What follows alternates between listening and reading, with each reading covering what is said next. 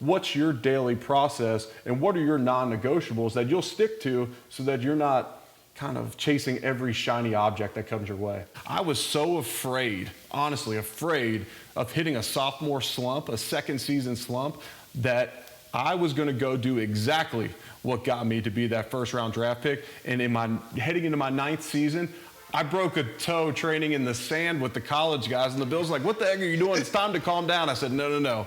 I'm always going to do what got me to that point. So.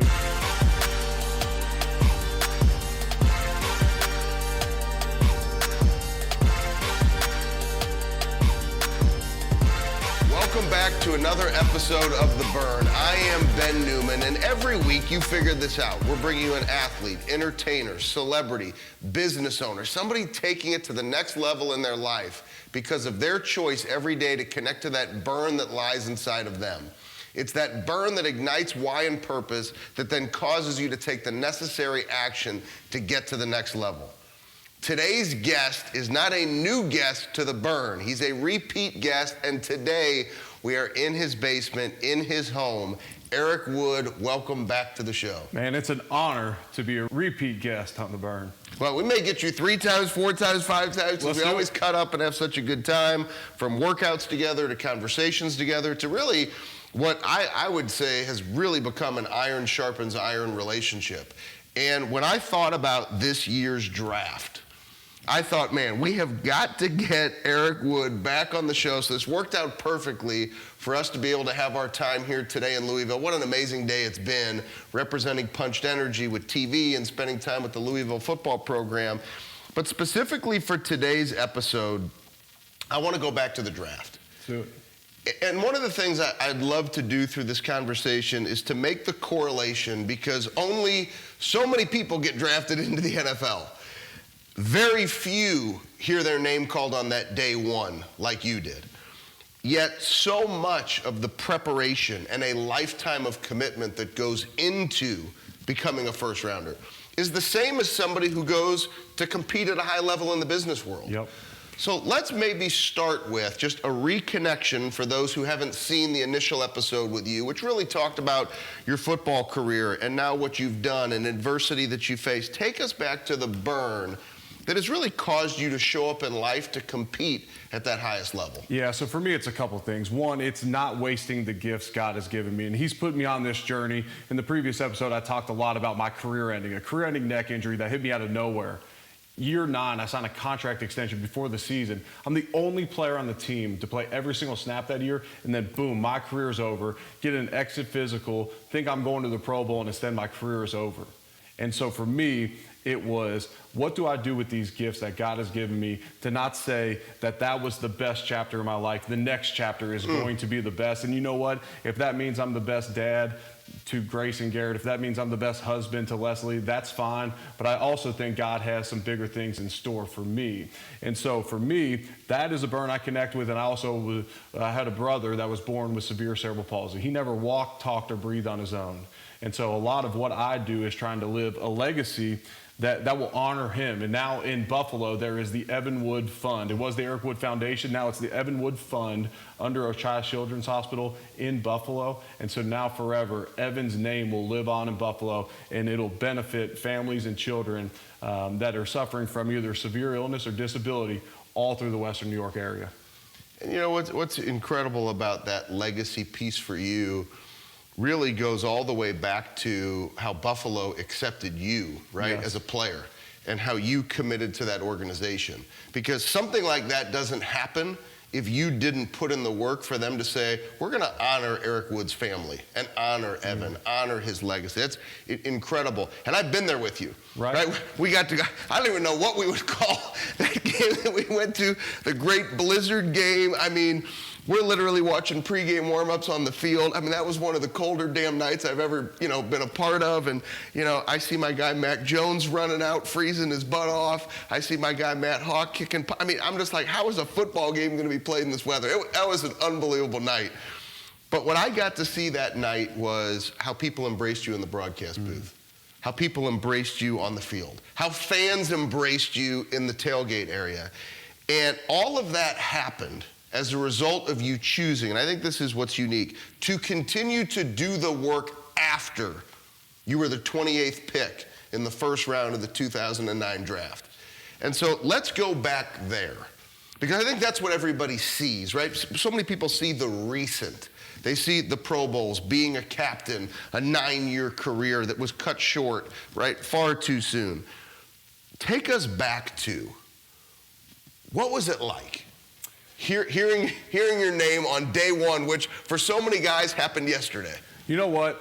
It was absolutely incredible because it became a vision of mine. It became a goal of mine. Early on in college, I had one scholarship offer to the University of Louisville. So my one goal at the University of Louisville was to give them a return on investment. Hey, you invested in me, so I'm going to invest my time and talent and effort to this university, and I leave is now a Hall of Famer at the University of Louisville. So that was step one, was to go put my best foot forward in college. And there's so many people in college nowadays that have this tough road of trying to navigate, do I transfer? Will I get more NIL money? Well, I was just lucky enough, I didn't have to worry about any of that. I went to the University of Louisville and just worked my tail off and ended up becoming a first-round draft pick. But when I was a freshman in college, I made the freshman All-American team. And at that point in my life, my goal coming into college was one day to be on the Bengals practice squad. I'm originally from Cincinnati, so I grew up a big Bengals fan. Was one day, if I made the Bengals practice squad, then you make $90 grand. If I got a job in the offseason, I can make over $100,000. So to me, that was, oh my gosh, I can make over $100,000. And I don't shake my fist at that now. That's still a good living.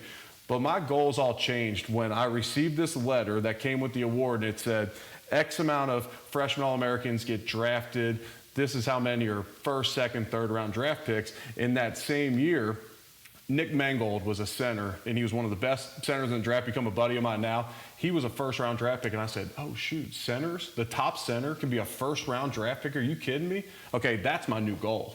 That's what I want to become. And so I remember talking with different agents, and they'd say, you know, we see you as a mid-round pick. And I said, well, I see myself as a first-round draft pick. And they said, well, you got a long way to go. You know, your college team isn't that great. You know, my junior and senior year, we really fell off. And I said, I don't care. I'm going to be a first-round draft pick. So I became obsessed with what they looked like, what they did. I tried to learn from them. I studied film of them. You know, guys that were getting drafted the highest at my position, see what they do. And so for all that to come together on draft day and to finally obtain that dream of mine, I was not in the green room. That was only when they sent a few guys there. And luckily, because I would have been a nervous wreck, sitting through 27 picks and not being called and thinking I might be that guy that's still sitting around on the next day, I would have been a nervous wreck. I'll be dead honest with you. But to hear your name called and for it all to come together was so incredibly special, to be able to have that moment with friends and family, and then the next day fly up to Buffalo and do the introductory press conference and hold up that #1 jersey that you saw it hanging in my office upstairs. To have that moment was absolutely incredible. But then your goals change. You know, that's fine, and we talk about it all the time. Are you seduced by that success? Are you going to then shut it down? Or am I going to take the same goals that I held at the University of Louisville when they gave me my one scholarship offer? Okay, now this Bills organization made me a first-round draft pick. What am I going to do with it from this point forward? So that though, is a choice. Yes. Because you could probably, in a 9-year NFL career, and then you could go over multiple rosters beyond just but the stories of players who got drafted in the first round that did not make it, second round, third round, fourth. The guys who were selected, we expect you to do something, because they didn't choose that mindset. So that was a choice. Right. One thing I want to highlight for everybody before we move forward, you know, so many times people say to me, like, what is my burn? I don't know what my burn is. So Eric has some of those deep emotional adversity-driven burns, right? From watching what his brother endured, right? To his connection with God, now his family. But what I also heard, your short-term burn was, I will be a #1 draft pick. Yep. And so you can have a short-term goal that becomes a burn, because remember, the burn is what ignites the why and the purpose to drive action. And that's what it did for you, which I think is powerful. I wanted to highlight that because we get emails and DMs and people saying, I don't know what my burn is. Well, then have a short-term goal. But then, if you pay attention to what Eric said, you reset it. You said, okay, now what's next? And I know that what's next mentality is everything to you, right? And I'll say this real quick on the short-term and long-term burn, because you hit the nail on the head, because I'll often encourage guys, whether they're in college or whether they're a businessman, man, make the background of your phone, I know how long you're looking at your phone each day, make the background of your phone something that is going to ignite you. And sometimes that's a short-term goal. Heck, it might be a Rolex that you want to buy, and that's the goal that you're going to, when you have this many sales, that's what I'm going to get. Okay, that might be your short-term burn, your short-term goal.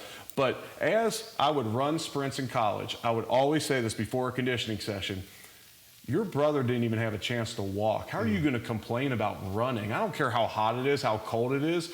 Like, your brother couldn't even walk, and you're going to sit here and complain about running? You get to run. You don't have to run today. You get the opportunity to run, to wear the Louisville Cardinal uniform. You get to do that. Well, then I have a little different mindset heading into that workout. And I had Joe Ken, my old strength coach, on my podcast, and he talked about, I broke a long-time strength and conditioning record that he had. He was the only strength coach to ever win National Strength Coach of the Year, college and NFL. Terrell Suggs held it prior, and you basically just got to be an absolute sicko to want to push yourself through these 2-minute all-out sprints, a series of 2-minute all-out sprints to see who could go the furthest and push themselves the longest. Well, I credit that not by me. That was just a burn inside of me, and some God-given ability, but a burn inside of me saying, how am I going to sit here and complain and fold when my brother couldn't walk? So that burn, college, gets you to being a first-round draft pick, just like we saw 32 guys last night. What was it like when you went into that Bills facility for the first time? And what I'd love for you to address, it's the business component of the NFL. You know, I've been blessed to work with players now since 2013 and guys that have gone on to do extraordinary things, and watching them work and having but one thing I've learned from my work in the league, it's a business. It is. And so I think so many people who are listening are going, well, I wasn't drafted in the first round. Like, how does this apply to me? So talk to us about the business side and how you had to approach things like a business owner when you walked into that facility in Buffalo. Yeah, the NFL is absolutely cutthroat. NFL stands for not for long, and it's a business of what have you done for me lately. They don't care what you did a year ago. They don't care oftentimes what you did a few games ago.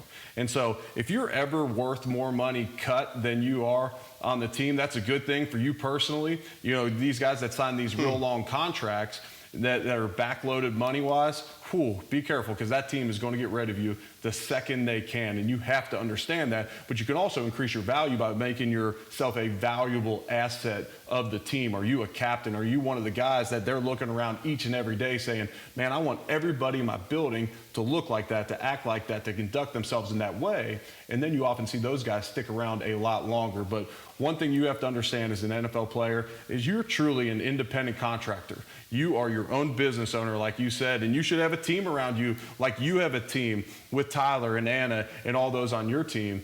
You got to have a team as well. Who's in your corner? Is it your agent, your financial advisor that's helping you make financial decisions? Do you have a nutritionist on the side? All those people are a part of Eric Wood Enterprises or whoever it may be, and you truly have to understand the business side of things. And then, you know, you often get to the NFL and wish you had a finance degree, because now you're trying to manage money, especially as a first-round draft pick, or as you play a little bit longer, you know, realizing you need to manage this money, this opportunity to have generational wealth if I'm a good steward of this money. But we used to have this rule, the Louis luggage rule, and I've seen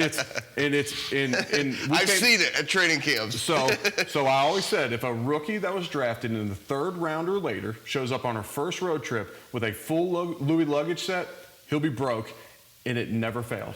It never failed. It generally meant that their mind was on the wrong things. They're putting the cart before the horse. They're going out and spending the money before they truly made it, and that's probably a sign of personality and characteristics that are going to kind of lead them to that point.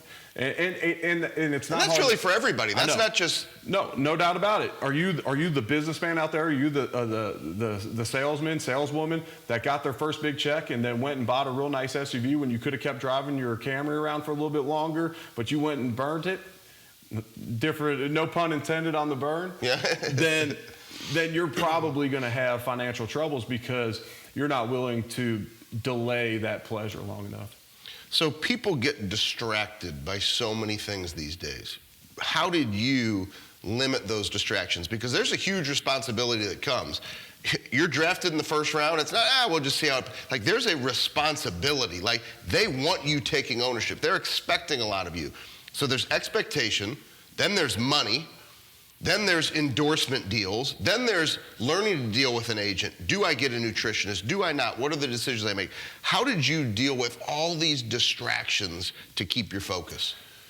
You got to be really in tune with your goals. Like, is your goal to be this social media brand? You know, Tom Brady's become this huge social media brand of late, but he didn't start that way. He said, man, I won 5 Super Bowls before I did TB12. You know, that came with success. So what are your goals? My goal was to earn a second contract early on. So each and every day, I wasn't distracted by things that didn't align with those specific goals. I think having a foundation and values helps eliminate some of those distractions. Playing in Buffalo helps eliminate a lot of distractions. People think playing in Buffalo is a curse because maybe there isn't the nightlife of a Miami or a New York City. I see that as a blessing. You know, I came into the NFL with my college sweetheart, who's now my wife, who we're celebrating our 10-year anniversary this month. You know what? There wasn't as many distractions, and that's perfectly fine by me. And so creating a bubble for yourself, I'll say create a bubble. Create a team around you, and maybe it's your wife who's handling tickets, or maybe you have to hire someone that can truly have your back in those moments, but you need to isolate yourself, and you have to be selfish with your time. You have a small window to do great things in the NFL, in pro sports, in business, and you don't know how long that opportunity is going to last. So creating a bubble that you can operate in and to make those decisions easy, similar to when you're doing 75 hard, and you know what? Alcohol isn't even an option for you, so you don't even have to think about it. That's right. Okay, and so is getting in workouts. You don't have to think about those things. That's where a program like that can be so valuable. What's your daily process, and what are your non-negotiables that you'll stick to so that you're not kind of chasing every shiny object that comes your way? Final question. These players get drafted. They take your advice. They actually focus. And individuals in business, they taking your advice. They put the team in place. Then they start to have the success. You mentioned it earlier. We have so many conversations about not being seduced by success. We also have a lot of conversations around, you can tell me how great you want to be, but your action tells the real story. For you to take all the weight off that you did, right? Like even after playing the game, you believe in taking action. Do me a favor, look into the camera at those individuals that are drafted first round, second round, all the way through 7th, to those guys who are going to be drafted today, right? When they watch this, to Saturday, those individuals and the undrafted, not being seduced by success. What does it take to make it long term? So I'll say this, and I got some great advice early on in my career. I was heading into rookie minicamp, and I texted a friend of mine who was a longtime NFL offensive lineman, and I said, what advice would you have for me? He entered the league as a 3rd-round draft pick. He said, when you get to rookie minicamp, watch how hard the undrafted guys work, and you better outwork them, because I know you would have at the University of Louisville. So you better still outwork those undrafted guys, outwork everybody. And no matter what profession you're in, but especially in pro sports, if you're constantly outworking everybody, especially those that maybe haven't got the draft status, if you're outworking them, that's a great sign. Find people in the organization, find other players in the organization, and model their behaviors if they're where you want to be. I'm so big on surrounding yourself with the right types of people. Go chase those people and you will find success. Chase what they do on a day-to-day basis. And then one thing, you hear about this second-year slump in the NFL. So your rookie year is a long year because you go straight from bowl season to the Senior Bowl or whatever you played in, to the combine, to the draft, to OTAs and mini camps, and then you get a month off, and now it's training camp, and you have the longest season of your life. I will say this. That year, rookies may hit a rookie wall, but it's not that year. It's that sophomore slump, and you know why? They forget what they did to get to that point. And I made a point. I bought a house in Louisville during my rookie season in the NFL, and I went back and trained with the college guys. Now, I did a Joe Theismann leg break my rookie year, and I still went back and trained with the college guys because I was so afraid, honestly afraid, of hitting a sophomore slump, a second season slump, that I was going to go do exactly what got me to be that first-round draft pick. And heading into my 9th season, I broke a toe training in the sand with the college guys, and the Bills like, what the heck are you doing? It's time to calm down. I said, no. I'm always going to do what got me to that point. So do not leave your college and all that work that you put in every summer and think, you know what, now I made it. Now it's time to travel and have fun and completely let loose. There is a time and a place for that. Don't get me wrong. I don't live my life as a robot, and I respect dudes that have a lot more discipline than me like Ben. But understand what got you there is going to be what keeps you there. I appreciate you so much, brother. Likewise. It's your relationship with God. It's the way that you honor your family every day, the way that you honor your brother, and the way that you stay connected to your burn and continue to attack your best in life. I'm going to ask everybody to do me a favor. You know, everybody these days is connected to that young athlete, right? She wants to make it in the WNBA. She wants to make it as a gymnast. She wants to make it to the Olympics. He wants to make it to the NFL. He wants to make it in Major League Baseball. That family member, that friend, your child that is trying to find and understand the mindset of what it takes to compete here, please make sure they watch this episode. Please make sure they watch this episode and then watch it again and watch it again and understand the mindset, because it's their choice. It was your choice once you got drafted to keep attacking. It's still your choice to keep attacking life the way that you do. And this is just a little foreshadow. I'm not going to say anything, but there's some really cool stuff going on in your world that we'll find out about really soon. But share this episode with somebody that needs it. And then maybe that business professional who's been seduced by success, share it with them. Because this is a message not just for the individuals who are getting drafted, just got drafted, and going into the NFL, but people in all walks of life. Brother, I love you. I appreciate you. And you're welcome on The Burn anytime. Love you too, man. Truly appreciate you, the impact you've had on me and so many others. Keep doing your thing, brother. Keep impacting one day at a time.